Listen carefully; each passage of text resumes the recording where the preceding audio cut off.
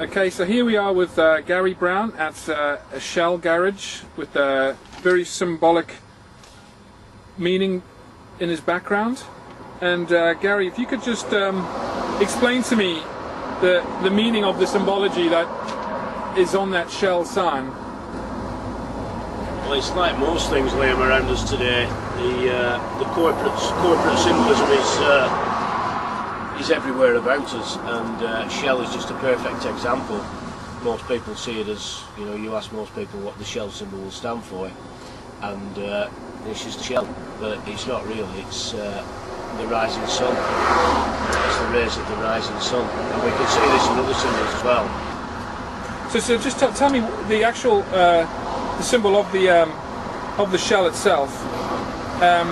Is it just the sun, or is there any kind of like sacred geometry that it's referring to? I mean, what is the power of this symbol mean to the consciousness of those that sort of would take it in?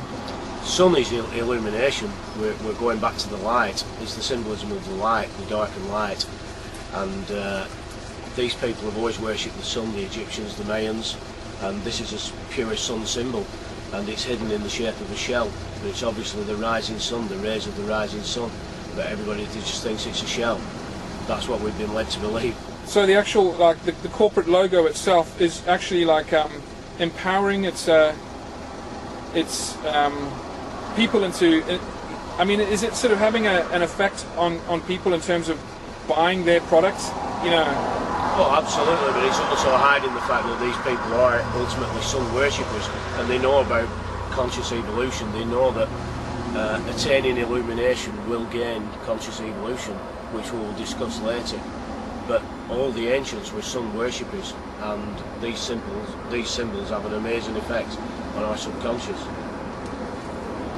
So these are the hidden messages that are all around us at the moment, and all we've got to do is really just start paying attention to the meanings, and that these symbols are not just benign in any way. They're actually got like an actual effect on our manipulation, possibly. Yeah.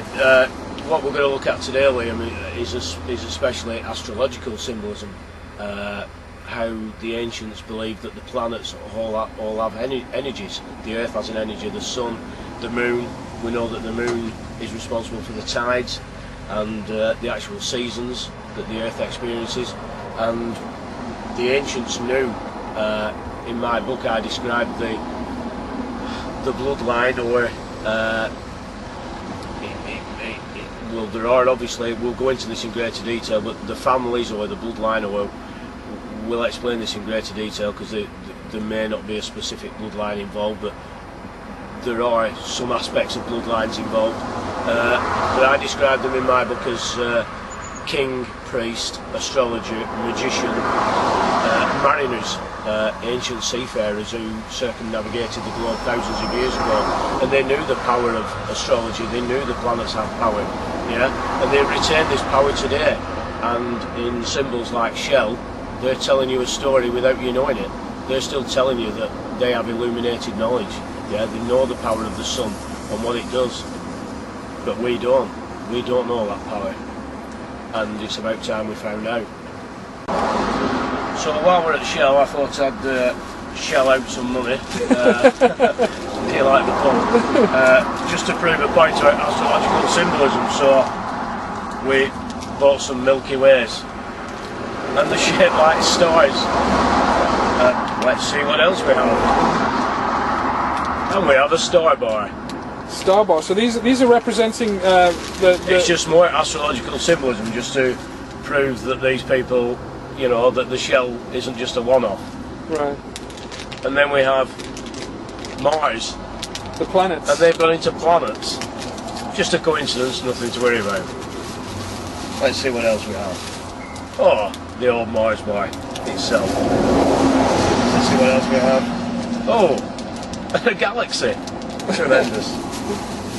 Oh, and the Milky Way. Wow, there's loads. Oh my God, this is just like. Oh, these used to be opal fruits, but now they're starbursts. That's just amazing, isn't it? And I was going to purchase the Daily Star, but seeing it's a Sunday, they didn't have the sun available.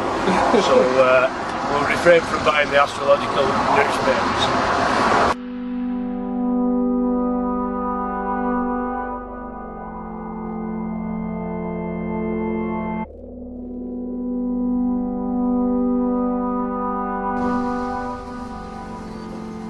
So here we are with another corporate logo. Gary, if you could just tell me a little bit about the corporate logo of Total. Well, we've already had a look at Shell and astrological symbolism in the toffees. Well, this is another corporate symbol with astrological symbolism. As you can see in the background, you've got the invisible sun. People won't see it as that, it just looks like three bands. You've got the blue and the red and the yellow, but they're obviously surrounding a sphere, an invisible sphere in the sun. But the underneath of the blue and red rings, they're actually yellow inside. So obviously the sphere that is inside those rings is yellow. So it's obviously a sun symbol as well.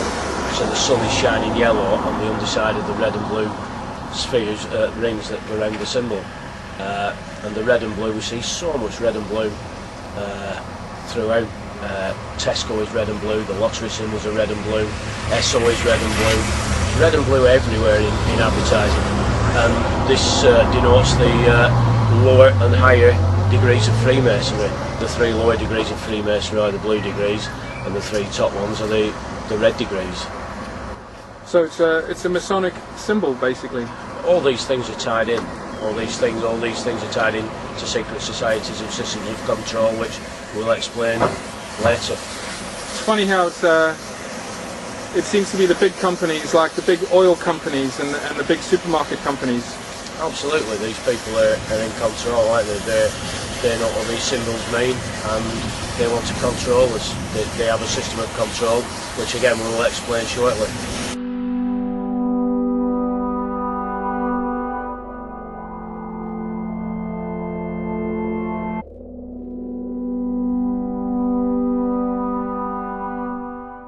Well, here we have the biggest corporate symbol in America. And most people probably won't have a clue about what it means.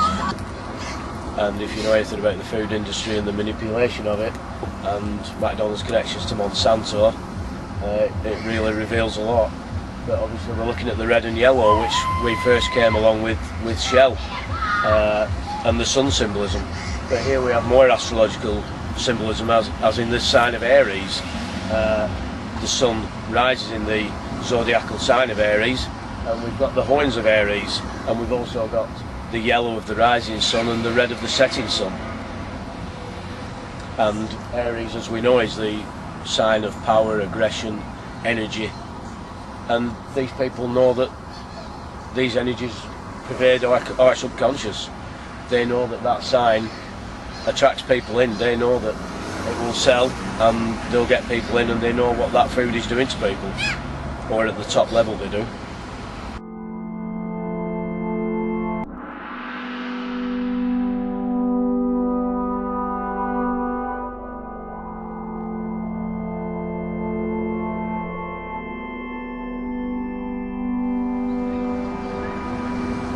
So tell me a little bit, Gary, about the BP symbol.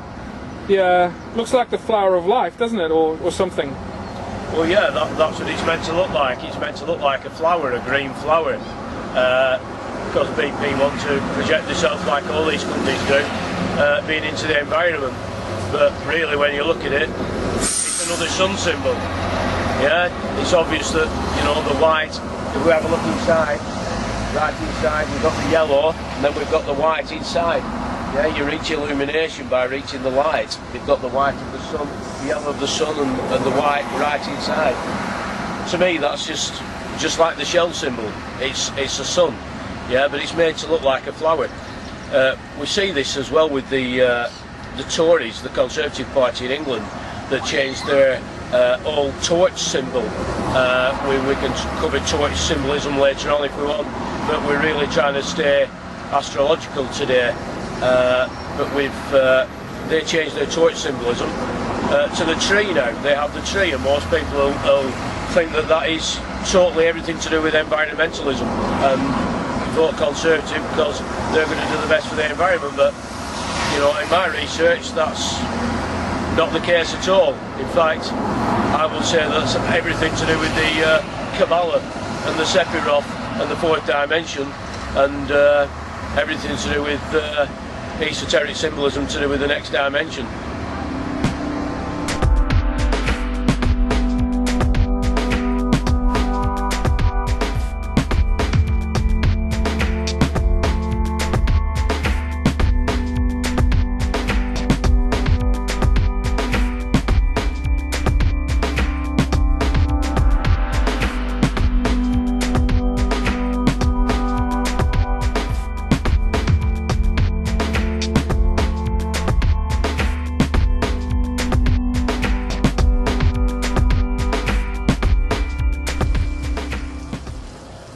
Okay, so here I am in Southport, United Kingdom, here with Gary Brown, author of The Ultimate Conspiracy Guide.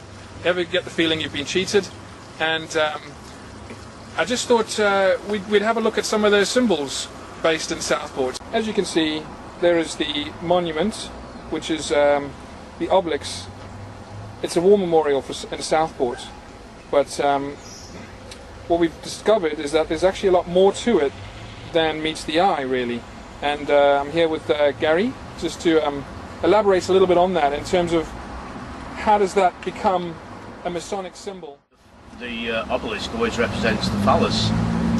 It's the penis. You can't get anything more symbolic of male energy, more outward male energy than the penis, and that's what the obelisk represents from ancient Egyptian times.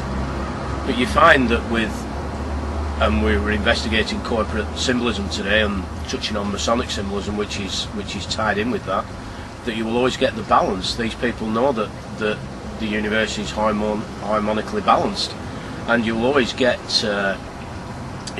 female balance with it. That's how nature works, as we investigate in the book. So as we were driving through Southport, Liam pointed these Masonic symbols out to me, and I was bemused as to where the dome could be, if there was one. I've come to believe that there's always this balance, because we see it on the television every night when we have reports from America. The camera always seems to be looking at the journalist stood in front of the White House, and right behind the White House and in line with it is the obelisk, which is 555 feet high in Washington DC. So you've got the dome represents the female womb, the female energy, the balance. And these people know that these things give energy out. Yeah, they represent an energy, as we will explain later, how symbolism works and what it means and how it affects us subconsciously. But we could not find the dome in Southport. But again, we find that in London. We have Canary Wharf, and some people will question why the hell the Millennium Dome was built. Many think it was just to celebrate the coming of the millennium, amongst other things. But that is representative of female energy, and one sits right across from the other, across the River Thames, the serpent that winds its way through the city of London. So me and Liam set off on a little journey to try and find out if there was indeed a dome in Southport. So we searched long and hard, and 3 hours later we still couldn't find one. I was absolutely starving and wanted to get some fish and chips, which is standard northern fare, and so I proceeded to find a fish and chip shop, and upon being served I noticed behind the counter there was some old pictures of Southport, and one of them had a large dome which looked like it was in a park of some kind.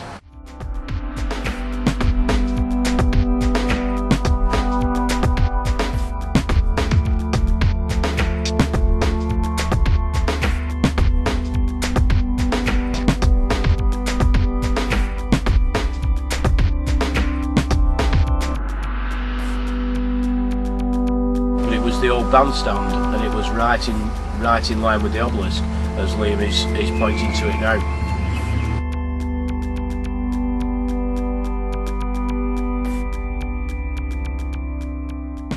If this is a Masonic temple like you thought it was, they're talking about the eternal. They know about the eternal. They're telling you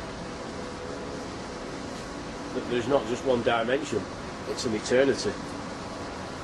But that couldn't just be a religious thing, could it? Or It could. People will make their own minds up about this. Yeah.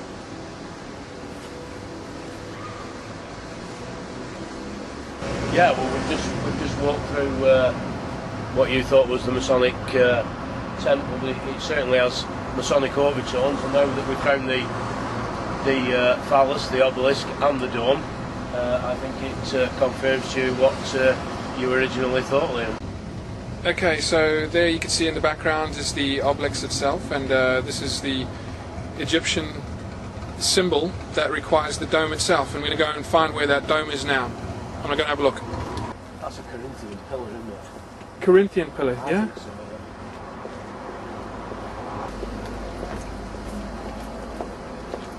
See, that's the bandstand, and it's changed. At the dome. Fucking hell, that's right in line with it.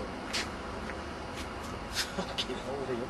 Fucking hell, it's bob on in line. It is, isn't it? It's like it's right in line with the obelisk. It's amazing, isn't it? I never thought that it actually there used to be a dome here. I would never have thought. That's what I said to you. It had to be real. Yeah? It couldn't be pretend. It had to be a proper dome. Yeah? Right. And this is it, because it's in line with it.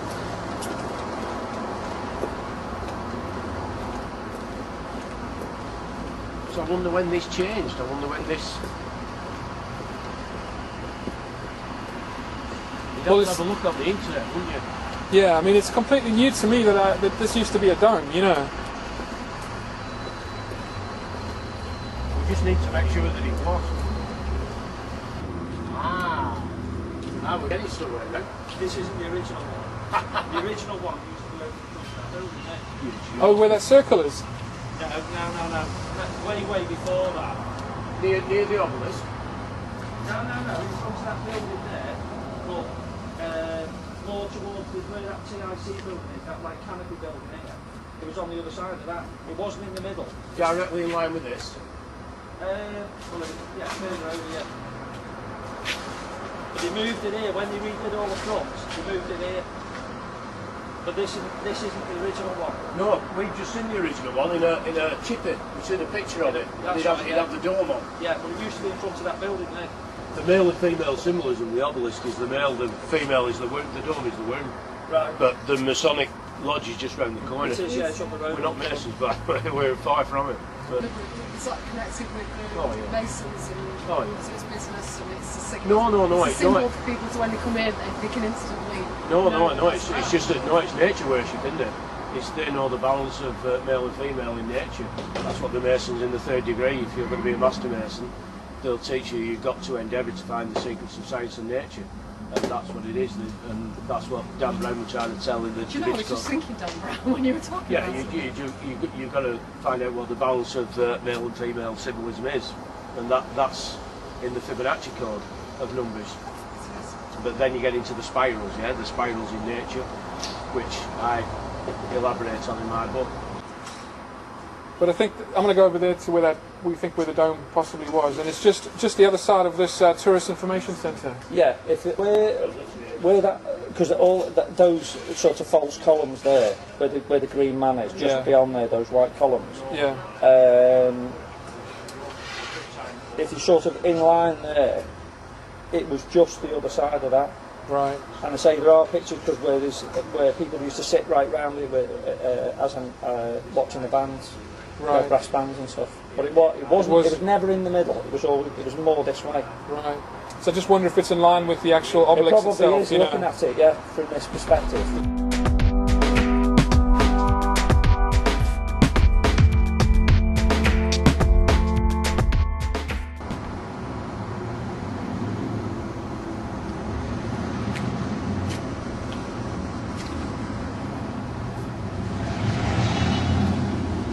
So this looks like it could have been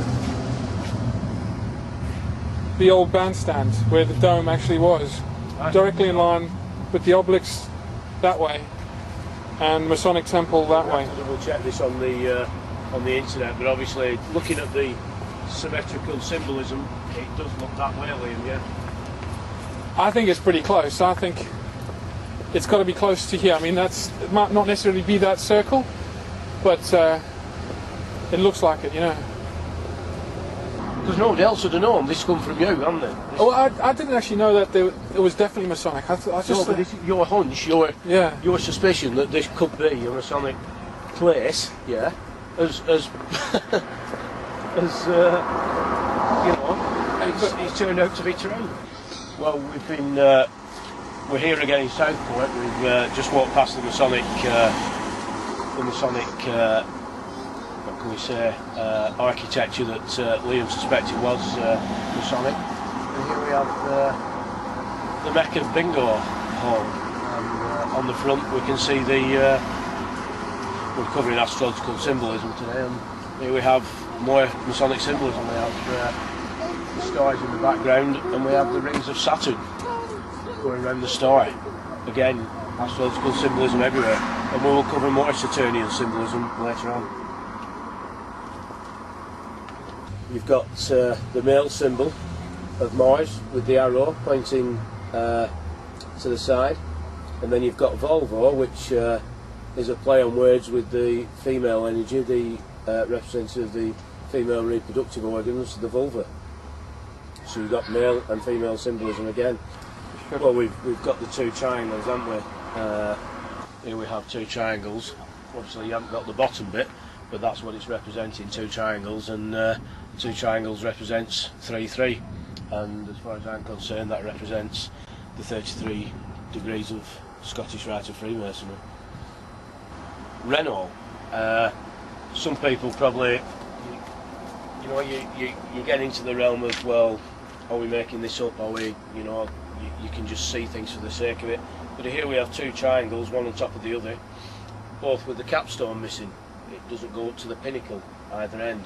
The capstone missing, you will find the capstone missing on the pyramid on the dollar bill, and the all-seeing eye on top of the illuminated ones. Just tell us about this then. Yeah, this is a really cool one. Most people, you know, look at the symbol Land Rover. What's there to see? You know, it's just a, you know, it's what is there to see? It's just a Land Rover with two little things at the side. You know, there's like two little V's at the side. Again, very, very subtle Saturnian symbolism. It's representing Saturn.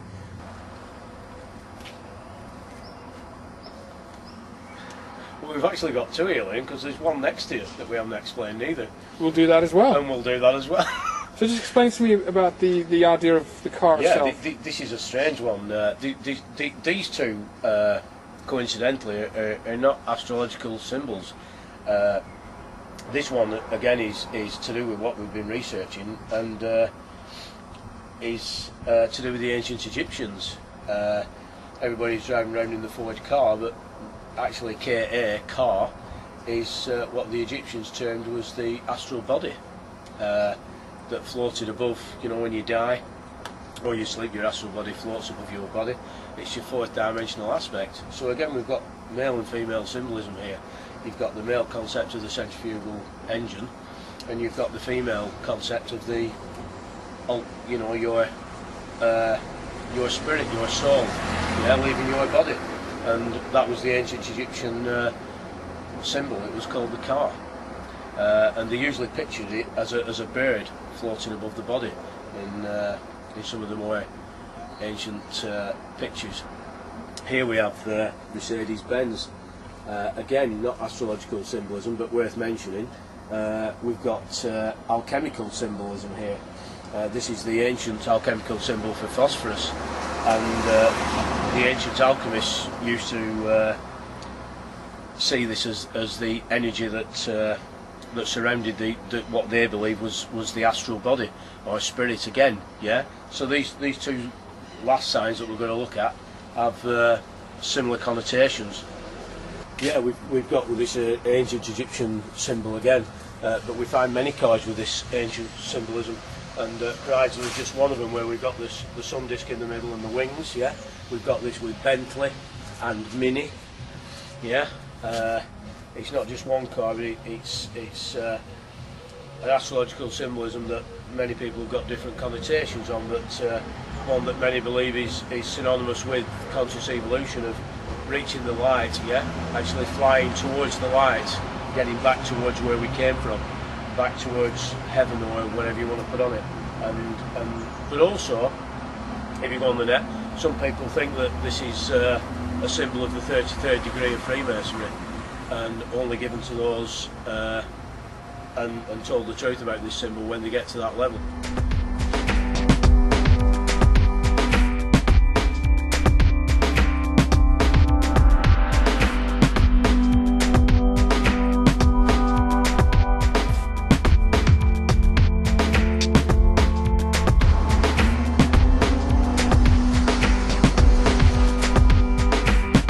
That's the invisible planet Saturn. Yeah, Saturn. Yeah. You know Saturn? Yeah. That's the ring round it. That's the ring taken at a certain angle. It's astrological symbolism. Yeah. Guarantee it, mate. But does this symbol make small ground? Just make them. No, that's what they've told you. We've just come to the end of our journey, basically. You know, in terms of finding certain symbols. You know, revealing some kind of alchemical perspective or alchemical energy understanding. And as we found in Southport. We came across the obelisk. We have an idea that the dome is in the middle before we get to the Masonic Hall itself. Just explain a little bit about where we are right now with the Masonic Hall just behind us. Well, we started off looking for corporate symbolism, didn't we? And we ended up finding, as you were on your own journey, William, about the Masonic things, and we've culminated now in the Masonic Hall in Southport, which is just round the corner from the dome, and obviously further on the obelisk, and it's culminated in a fascinating day's filming, finding out all about esoteric symbolism. And so, where are we actually located now? What do you think this park represents? I don't know really, but it is very strange that we stood at a crossroads, Liam, doing this final bit of filming. The crossroads being so significant to the. If you get into the satanic subjects, Hicat was worshipped at the crossroads. Hicat being the negative side to Diana, the moon goddess. It's just the negative aspect, which we go into deeply in the book. It just seems quite spooky that we actually stood at the crossroads here. Would you say that with what you found, Southport is definitely a Masonic town? Like it's got a lot of Masonic symbolism in it. Are you convinced that? I just think the fundamentals of it, just the obelisk and the dome and the Masonic temple, is so similar to Washington DC and London. It's, you know, once you find these things out, you can find them quite easily in other places. We've just got to become symbol literate again. We've forgotten what symbols do and how powerful they are and how they affect the way we think and the way we act. We've just bumped into the guy there with the Nike symbol on his head, and he was convinced that the Nike symbol came from a little girl just making a tick. But obviously other people will have other ideas about it. Mine is that it is the, again, more astrological symbolism, and it's the planet of Saturn with the rings round it, and it's just taken from an angle, so you just see the tick. It's just the circle going round the planet. It's just like the total symbol where you have the invisible sun in the middle of the bands, and nobody sees Saturn here. It's invisible, but you can distinguish it by the tick. It's the rings of Saturn going around the planet. But people make of this what they want, and that's what this investigation is all about.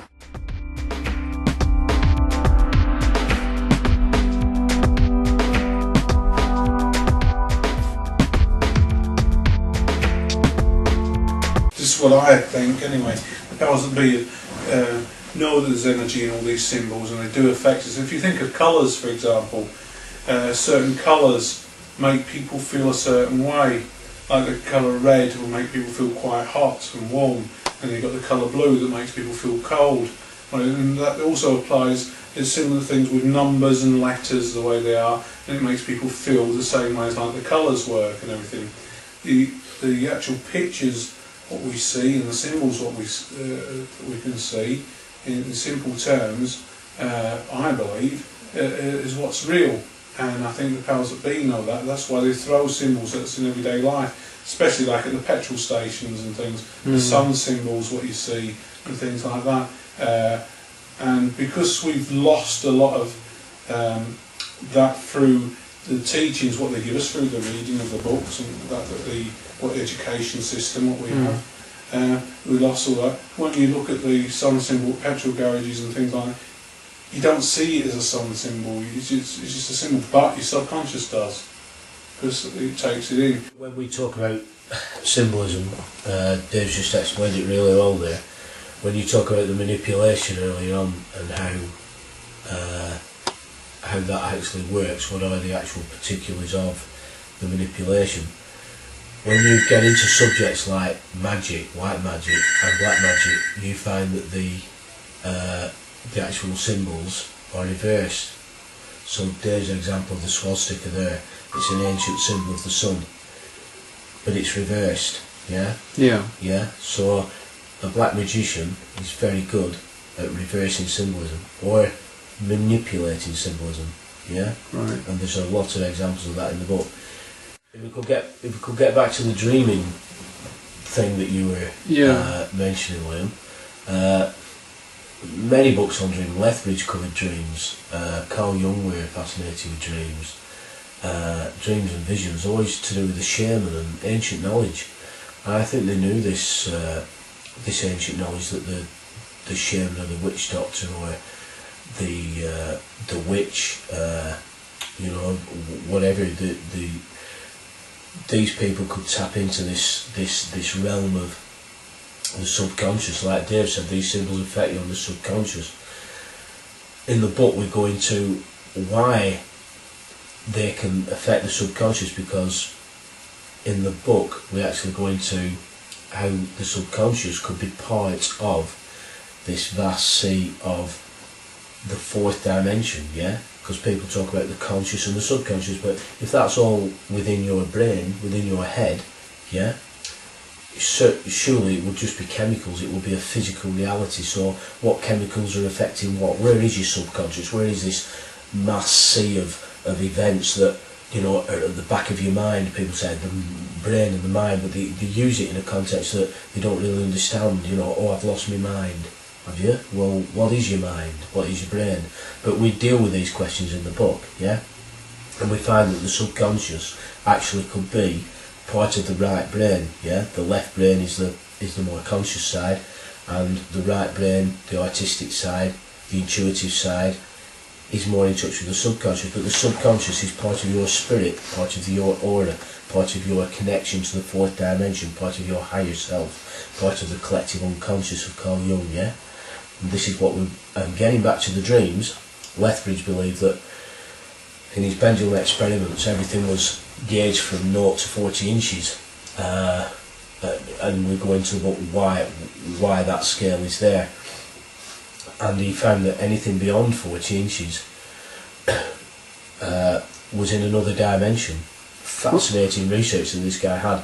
And he said that every night when you slept or you had a dream, your body, your mind, accessed this higher dimension, yeah, above 40 inches, and he measured it with the pendulum. So an actual measurement of 40 inches. Correct. Yeah. This is where the alternative science comes in, where we're saying beyond reasonable doubt. Me and Dave are saying beyond reasonable doubt that this fourth dimension exists, but it's also a part of us. It's integral to the human body. It's integral to the human entity. I think the important thing is as well, if anyone watching this was to sort of say, well, that is talking rubbish, fine. If you want to believe that we're talking rubbish, fine. But before you think anything we're talking about is rubbish, the important thing is go and research it, go and find out and see if you can do these things. Don't take our word for it. To do it yourself. Because everybody can do these sort of things, and you can find this stuff out for yourself, and then you might just come across and think, actually they weren't talking rubbish. And Dave's right here, because Lethbridge actually espoused that. He said, anybody can just get a pencil like he did with a string and a pendulum. Alright, it took him years and years to find all these things. and he must have had a sore arm as well at the same time, but he still spent years finding them, yeah, and he found them. But he said, don't listen to me, yeah? You can find this out for yourself, yeah? So what did it's he- just a lazy mind, it's just... What did he do with the pendulum and the string? Yeah, basically, well, if most people believe that a pendulum just swings to and fro, and it just stops with gravity, it'll slowly just come to a stop, yeah? What Lethbridge found out was that he found out off a French, I think it was a French brigadier, who was in I don't know what war it was, but he'd read a pamphlet on these pendulum experiments by this French brigadier, and he was able to find mines out at sea, and he used to have his pendulum on deck, and he used to point to the mines in the sea, and the pendulum used to swing. Lethbridge was fascinated by this, and he'd done research into ghosts and ghouls, yeah. A simple way to explain this would be for you to tell of an experiment you'd gone to with some friends, and you put stuff under rocks and things like that. So really explain, and then people can go and try this themselves. Yeah. To cut a long story short, yeah, I mean, it's quite a it's not a complex thing, but it could take a while to explain. But yeah, basically, Lethbridge found out that everything had an aura around it. So basically, this experiment that I did with a friend revolved around salt. So basically, you would put some salt on the floor. You would get your pencil, what Lethbridge called his windlass, and basically you would have a pendulum. He used a piece of wood, and attached to that was just a piece of string. Yeah, the string was wrapped around the pencil, and he just used to alter the length of the pendulum by twisting the pencil and letting the string Go up and down, sort of thing. it just lowered, yeah. So what he did, he set it off in a to and fro motion, yeah. And what he would do then, while the pendulum was swinging to and fro, he would slowly let the pendulum lower, yeah. And when it got to a certain point over the material that he was testing, obviously all this is explained in the book how this came about. But as the pendulum was lowered, when it got to a certain point, it would start gyrating. So at a certain point it would start going round, yeah? And what he did then, because he'd repeated this thousands of times, the rate on the pendulum was from where the string was on the pencil to the top of the ball, yeah? So it was the length of the string. So say you were testing salt, the rate for salt, he would set the pendulum swinging to and fro, and then he would lower the pendulum over the salt, and then when it started gyrating, he would measure the length, yeah, so that was 22 inches. That would be your personal rate for salt. So every time you wanted to discover salt, now this could be discovered underground, through a wall, this energy, whatever this energy was that operated the pendulum, could operated through solid objects, yeah. It wasn't an energy like electricity. It wasn't something that we were used to, yeah. And Lethbridge came to believe that part of the machine that operated the pendulum was actually our aura, our spirit, which he actually measured. Just like the salt, he actually measured it. He could actually, because this pendulum gyrated, he actually started to measure fields of energy around things, yeah. So there was a field of energy around the salt. Correct. And what he found. So then So you there's- explain that with the mate, what you do with the books and stuff. Yeah, well, basically, yeah. I was saying you can find things underground. So basically, I didn't tell my mate what the experiment was, because obviously that would lend its authenticity. But basically, I just hid some salt under 5 books. But before we started, I actually asked Lee to get his own rate for salt. I forgot what it was now, but it started gyrating at a certain point. So we measured it, yeah. And then what we did then, he went out of the room. I hid some salt under a book. There were 5 books, and he came in. He'd already got his pendulum ready for the rate of salt, so Right. it should start gyrating if he found the salt, if it was within that order, yeah. Right. So when he did, he came in. He got his pendulum was swinging to and fro at that length, and then he just pointed to each book, yeah. And the pendulum for the first 3 books just kept swinging, and when it got to the 4th book, it started to gyrate. So by pointing, it's actually going. It's got a connection with him as well. Well, you can extend the human aura Because by like I was extending saying, the it's arm. his own personal. That length is personal to him. That, you know, like That he- if yeah. I did it for salt, it'd probably be a different.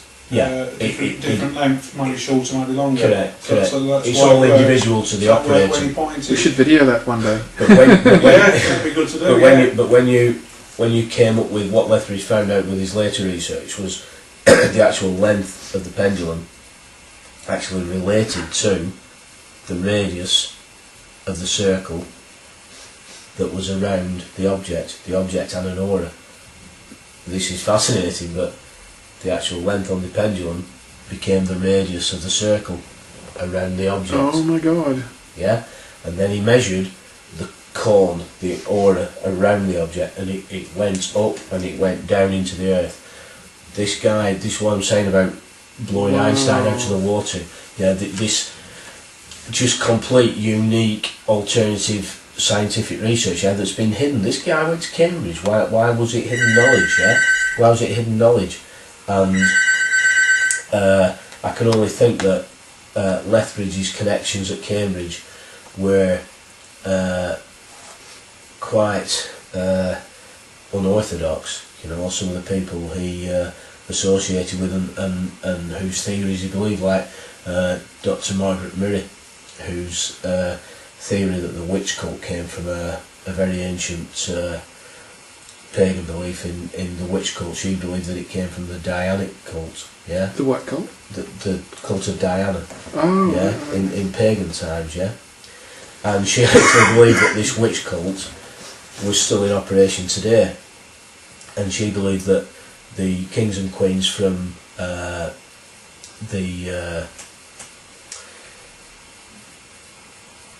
oh god, what are they called, Dave? The 1066, the Normans, Yeah. the Normans down to the Plantagenets, yeah, still worshipped within the witch cult, yeah.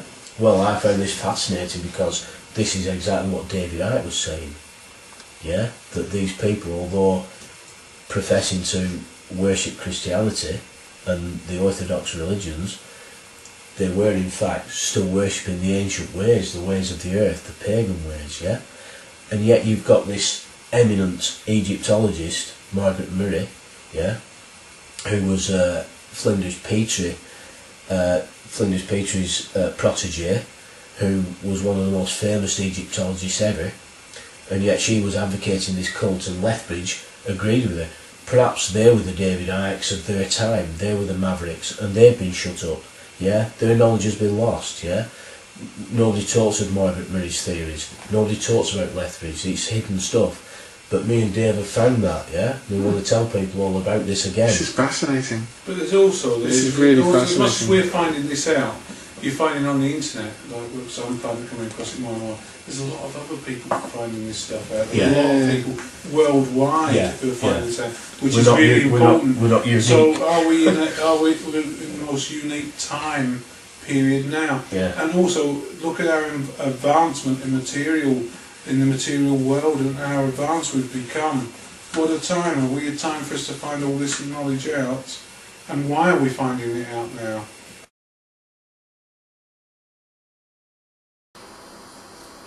There are just so many connections. I mean, I don't even know, like, if anyone has actually picked up on all of them, have they? I mean, Well, I just want to leave this to the reader to make their own mind up. We're just offering alternative evidence.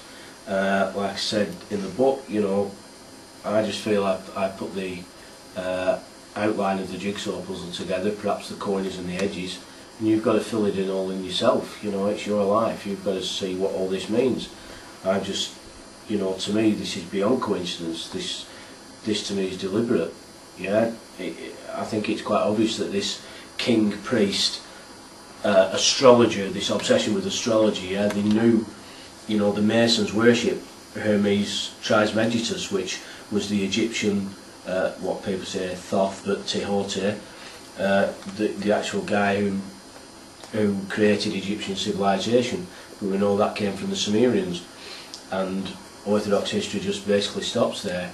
But when you read Civilization 1 by Christopher Knight and Robert Lomas, and then go on to the later books and Uriel's Machine, you find that this thing goes back, way back to the Groove Ware people, the megalithic times, and beyond that to perhaps before the flood and the cataclysmic events that have hit the earth. And this king, priest, astrologer, magician, ancient mariner bloodline, they all seem to be connected to this king, priest, you know. I'm saying bloodline in a roundabout sort of way. There may not be one specific bloodline, obviously there isn't. There'll be many, many different bloodlines associated with this.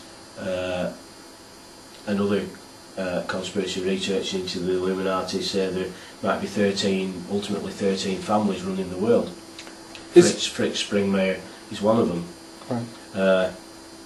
But without doubt, the evidence for this king-priest astrologer theory is very, very strong, and other researchers have found that the Rex Durr family of bloodlines like the DePayens and the Guizos and the Sinclairs and the Habsburgs and the Bruces are all Rex Durr families, yeah? Rex Durr in Latin means king priest, yeah? So this can't be coincidence. These people have been brought up and indoctrinated into an ideology of a hierarchy of theocracy where we will be ruled by king priests, and this synergistic movement now is pushing for, it's already created America, but I'm sure America was designed to rapidly rise as an economic power in these last 400 years. But I'm sure that, you know, we know China's coming through now, and the United States of Europe will play a massive part in that.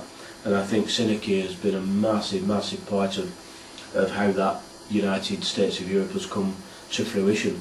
But all of this is surrounded by symbolism, yeah? Astrological symbolism. We've covered astrological symbolism today, and it's obvious that it exists. It just exists everywhere. It's just absolutely, it's replete everywhere.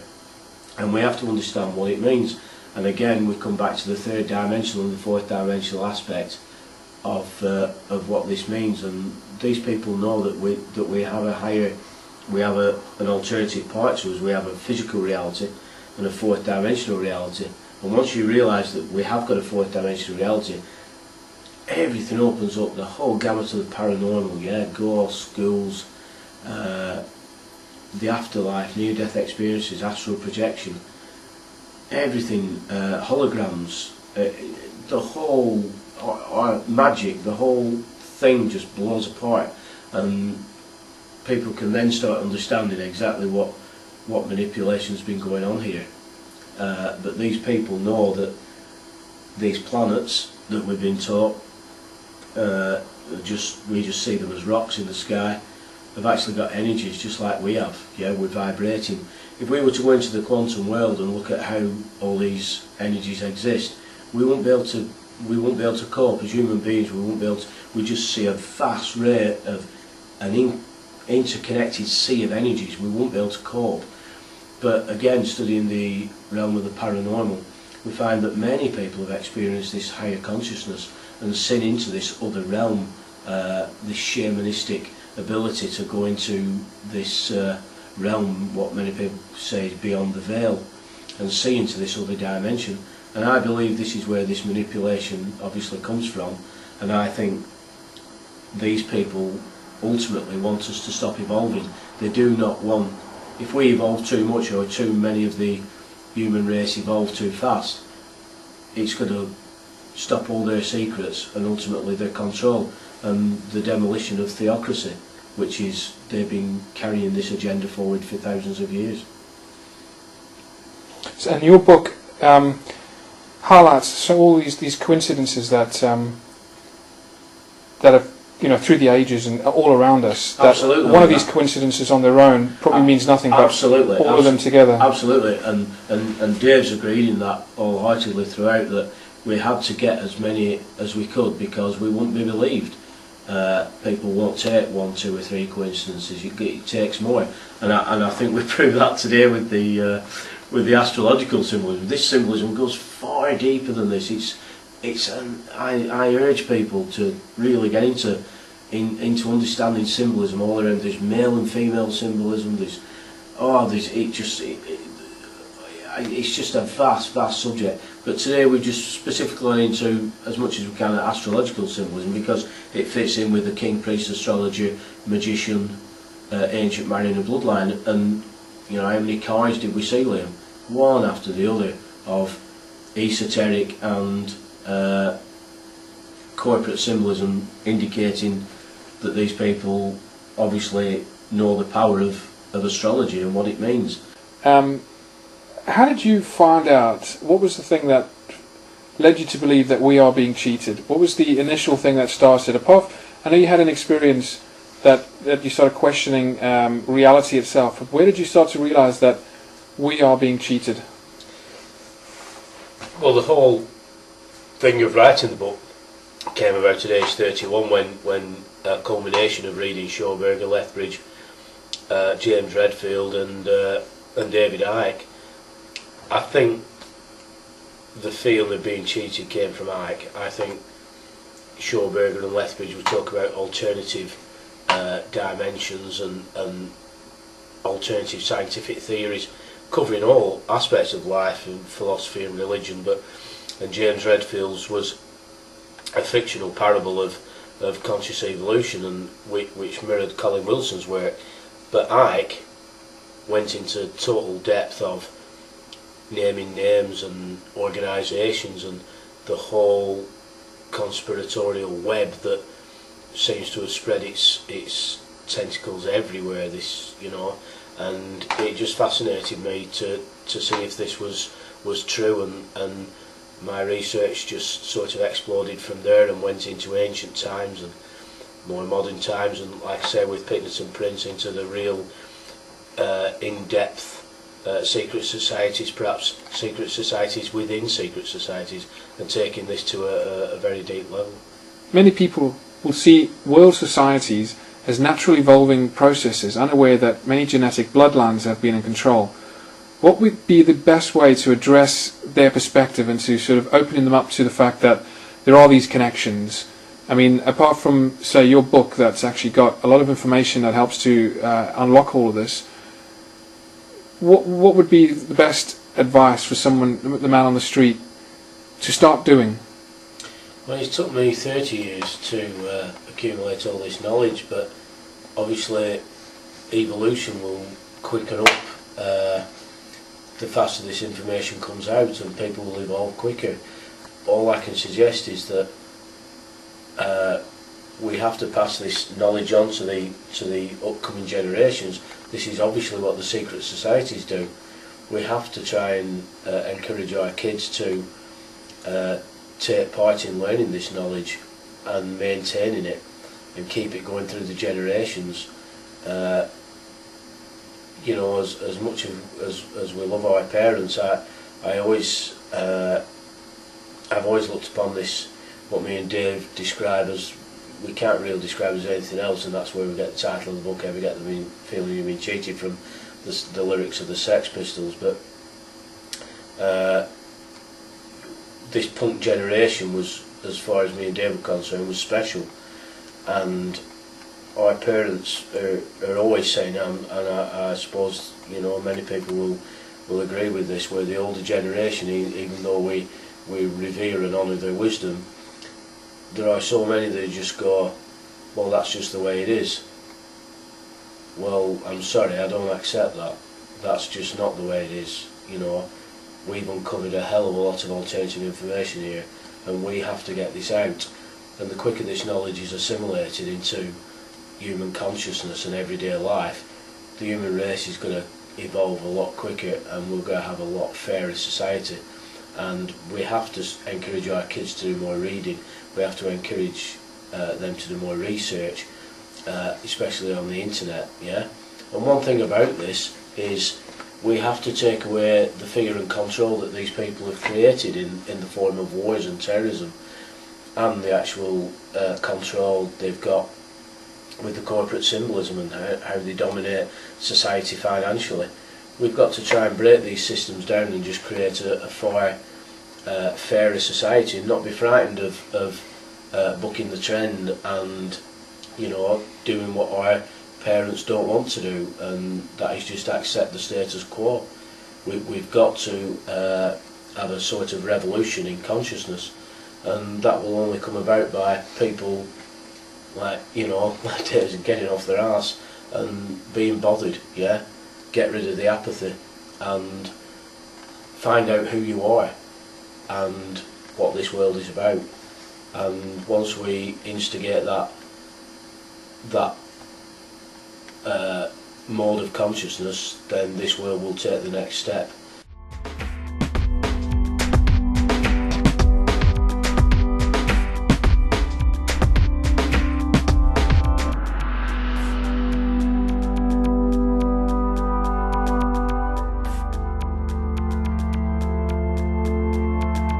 Think about how did we get into the system that we're stuck in anyway, apart from being forced into it. We've just followed. We're following what other people do.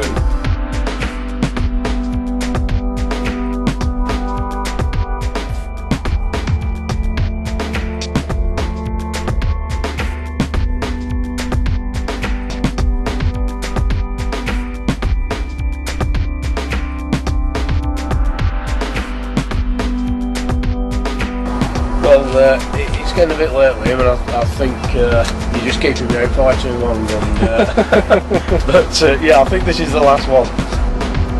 Okay, that's good. We can do that now.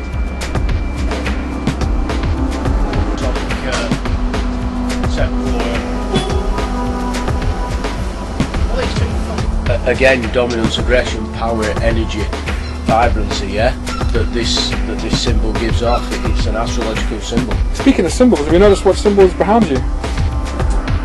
Oh dear. Very apt. And I'm here with Gary Brown, author of the great... We just start that again. Author of The Ultimate Conspiracy Guide. Ever thought you've... Fucking hell. Ever thought you've ever been cheated? Okay, so here I am in Southport, United Kingdom, the northwest of the United... Fuck.